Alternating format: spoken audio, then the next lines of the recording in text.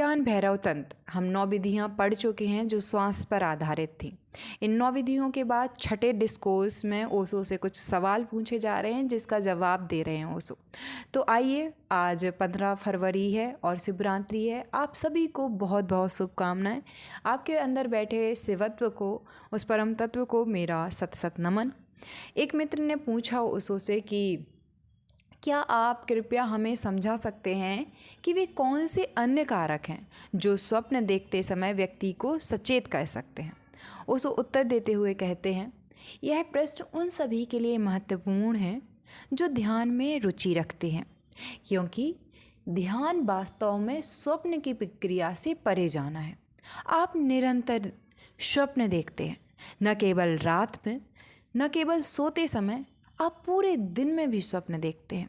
यह समझने वाली पहली बात है। जागते समय भी आप स्वप्न देख रहे हैं। दिन के समय किसी भी समय अपनी आंखें बंद कर लें, शरीर को शिथिल करें और आप महसूस करेंगे कि स्वप्न अभी भी मौजूद हैं। यह कभी गायब नहीं होते। यह केवल हमारी दैनिक गतिविधियों द्वारा दबा दिए जाते हैं। यह दिन में तारों की तरह हैं। रात में आप देख पाते हैं, दिन में आप उन्हें देख नहीं पाते, लेकिन वे हमेशा मौजूद हैं। वे केवल सूर्य के प्रकाश द्वारा दब जाते हैं। यदि आप किसी गहरे कुएं में जाते हैं तो आप दिन में भी आकाश में तारे देख सकते हैं। तारों को देखने के लिए एक निश्चित अंधेरी की आवश्यकता होती है। तो एक गहरे कुएं में उतरकर तल से देखो और तुम दिन में भी तारे देख पाओगे। तारे वही हैं। ऐसा नहीं है कि वे रात में होते हैं और दिन में नहीं। वे हमेशा वहीं रहते हैं। रात में उन्हें आसानी से देखा जा सकता है, दिन में उन्हें नहीं देख पाते हम, क्योंकि सूरज की रोशनी एक बाधा बन जाती है। यही बात सपनों पर भी लागू होती है। ऐसा नहीं है कि आप सोते समय सपने देखते हैं। नींद में आप सपनों को आसानी से महसूस कर सकते हैं, क्योंकि दिन भर की गतिविधियां नहीं होती हैं तब। इस प्रकार आंतरिक गतिविधि को देखा और महसूस किया जा सकता है। जब आप सुबह उठते हैं तो सपने अंदर ही अंदर चलते रहते हैं, जबकि आप बाहर की गतिविधियों में लग जाते हैं।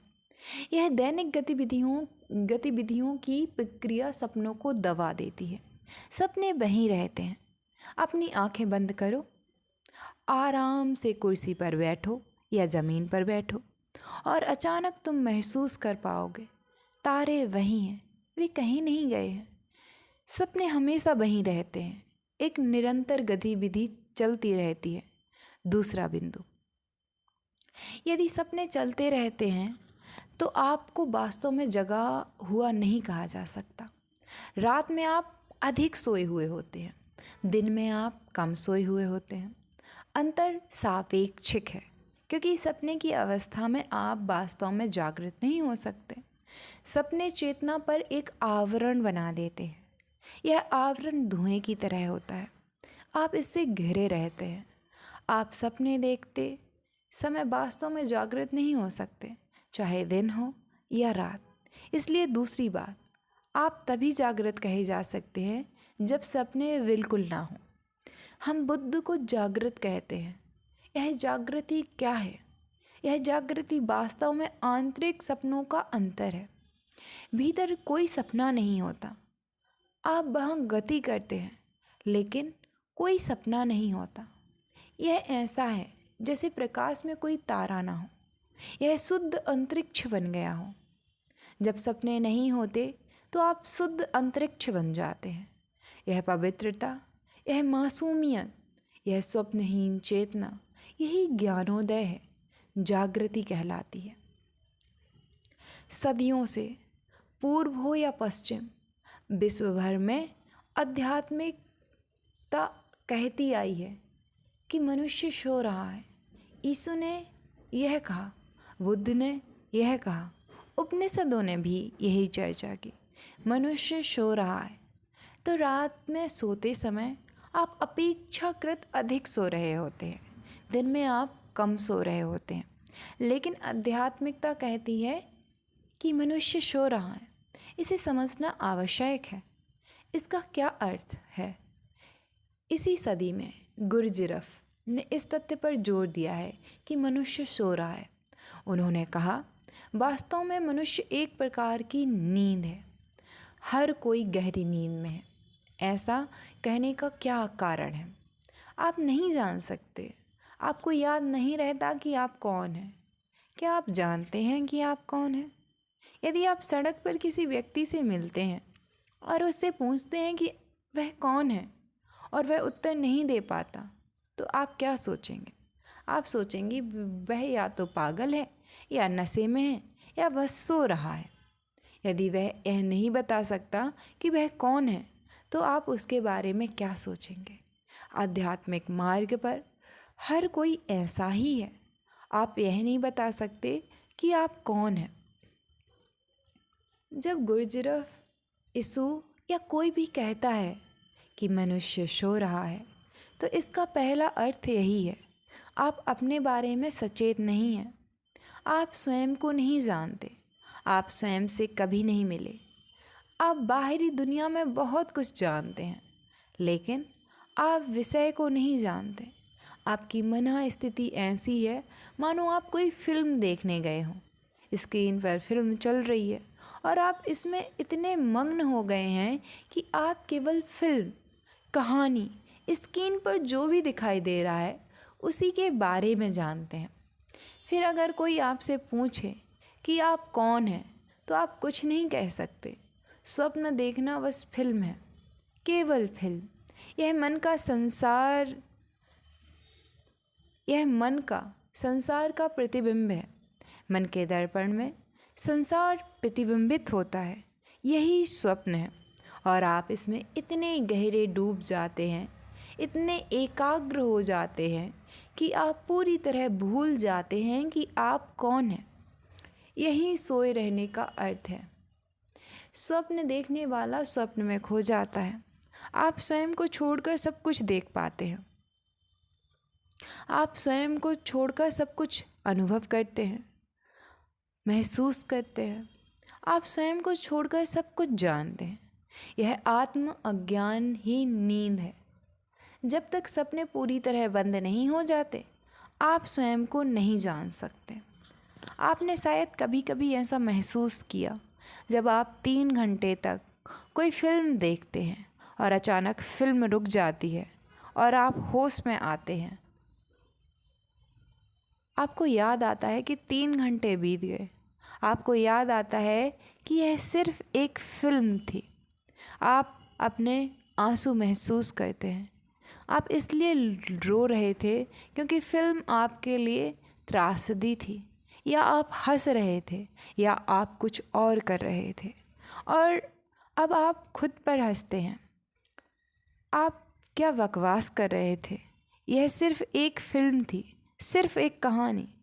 स्क्रीन पर कुछ नहीं था, सिर्फ प्रकाश और छाया का खेल, सिर्फ एक बिजली का खेल। अब आप हंसते हैं, आप होश में आ गए हैं, लेकिन इन 3 घंटों में आप कहाँ थे? आप अपने केंद्र में नहीं थे। आप पूरी तरह से पर्दे पर चले गए थे।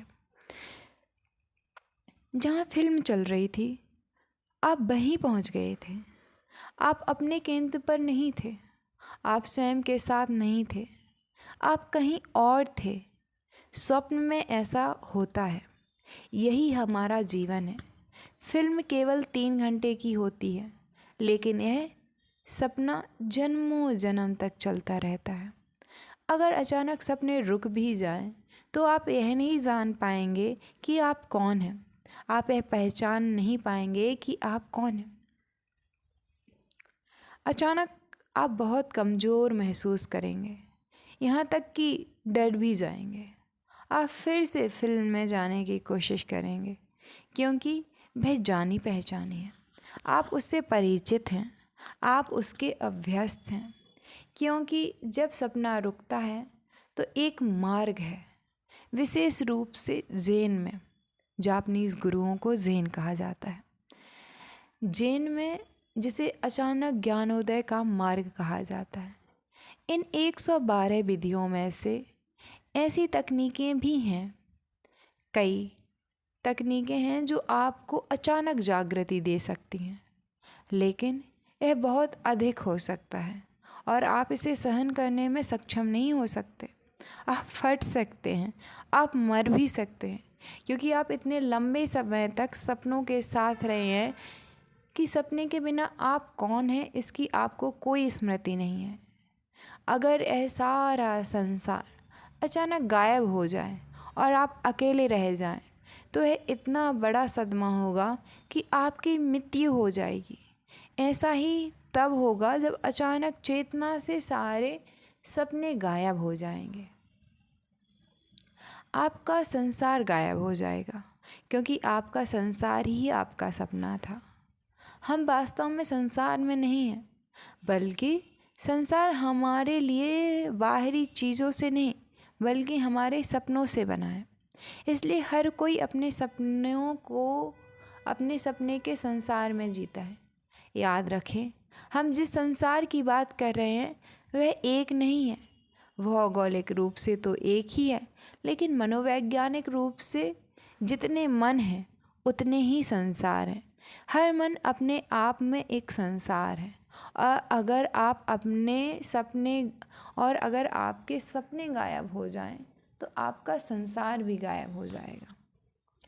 सपनों के बिना जीना मुश्किल है, इसलिए आमतौर पर अचानक तरीके नहीं अपनाए जाते, केवल धीरे धीरे किए जाने वाले तरीके ही अपनाए जाते हैं। यह ध्यान देने योग्य है। धीरे धीरे किए जाने वाले तरीके इसलिए नहीं अपनाए जाते क्योंकि धीरे धीरे प्रक्रियाओं की कोई आवश्यकता है। आप इसी क्षण अचानक आत्मज्ञान प्राप्त कर सकते हैं। कोई बाधा नहीं है, कभी कोई बाधा नहीं रही है। आप पहले से ही वह आत्मज्ञान है। आप इसी क्षण उसमें प्रवेश कर सकते हैं, लेकिन यह खतरनाक है, घातक साबित हो सकता है। आप इसे सहन करने में सक्षम ना हो, यह आपके लिए असहनीय होगा। आप केवल झूठे सपनों में खोए रहते हैं। वास्तविकता का आप सामना नहीं कर सकते, आप उससे रूबरू नहीं हो सकते। आप एक ग्रीन हाउस के पौधे की तरह हैं। आप अपने सपनों में जीते हैं। सपने कई तरह से आपकी मदद करते हैं। वे सिर्फ सपने नहीं हैं, आपके लिए वे वास्तविकता हैं। क्रमिक विधियों का प्रयोग इसलिए नहीं किया जाता कि बोध के लिए समय की आवश्यकता होती है। बोध के लिए समय की कोई आवश्यकता नहीं है। बोध के लिए बिल्कुल भी समय की आवश्यकता नहीं है। बोध भविष्य में प्राप्त करने वाली वस्तु नहीं है, लेकिन क्रमिक विधियों से आप इसे भविष्य में प्राप्त कर लेंगे।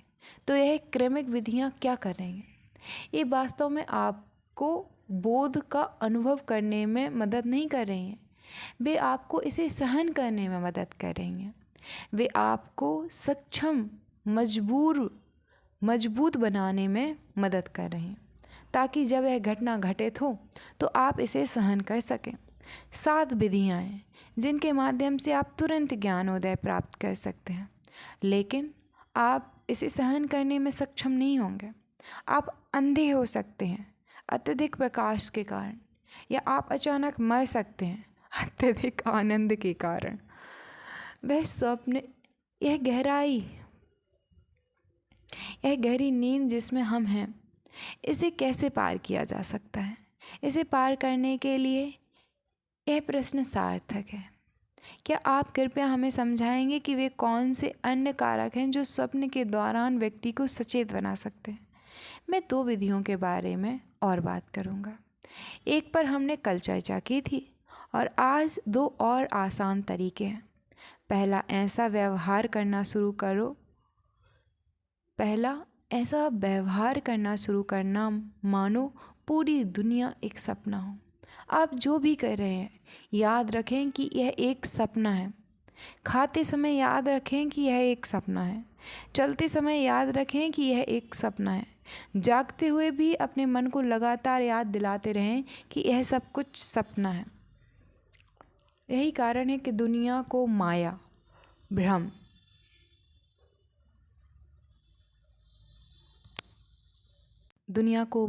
भ्रम या सपना कहा जाता है। यह कोई दार्शनिक तर्क नहीं है। अगर मैं अपना अनुभव कहूँ तो मैंने कहा ना कि मुझे पता नहीं था, तो ये बाय डिफ़ॉल्ट कभी कभी मैंने महसूस किया।